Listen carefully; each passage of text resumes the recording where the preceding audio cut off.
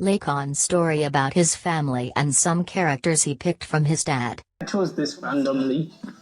I'm going to explain this after I'm done explaining this.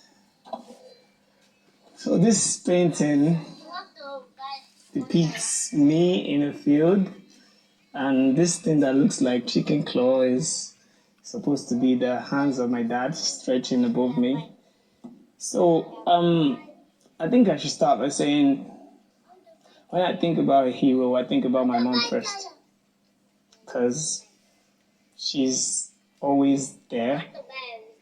But I feel like I've always thought about my life, the kind of life I want to live, and I feel like I'm going to be exposed to a lot of things, and people are going to dig into my life, and I feel like the only person I feel like I should protect from all this digging is my mom. So that's why I try as much as possible not to release information about how anything concerning her anytime I'm asked.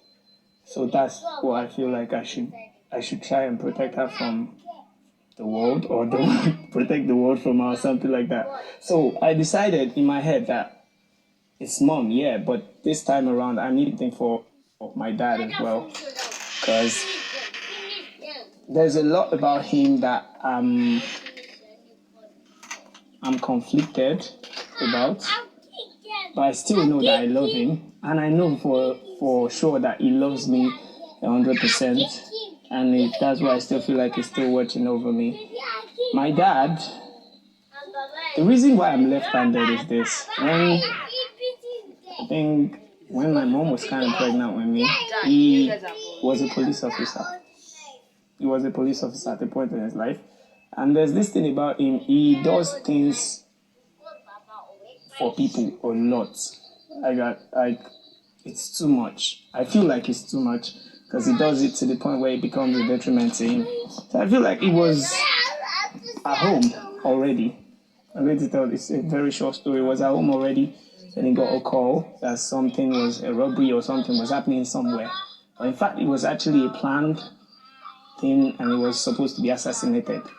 So he got the call, knowing fully well that when you call this man for anything, he will come. He's the kind of guy that will go and help anybody. Just call him. Just tell him that there's a problem. He will go and try and sort it out for you. So he left with no backup or anything. And he got there, they were supposed to actually kill him. So they tried using a cutlass to cut his head, to behead him, but then he put his hand there. Sorry, his right hand. So he got chopped off. But something happened, and he got to the hospital. They had to sew his hand back together, so he could not use his right hand. He started using his left hand. Wow. And for some reason, he got very good at using his left hand. So when I started using left hand, they tried to stop, but it was like, are you people, I no longer use my right hand. So if this boy is actually using his left hand, this is for a reason. So just let him keep using his left hand. I was close to my dad when I was very little, but then when I started growing up, it wasn't the same again. It started drifting apart. And that's because I always see that he does things, he goes out of his way to make other people feel comfortable. Like, my dad has ₦1 million and you need 950,000 naira, he will give it to you. And he's just going to take everything in by himself and just carry burdens of other people, even his family members, people he doesn't even know. My dad will always do that. Always try and make people feel comfortable.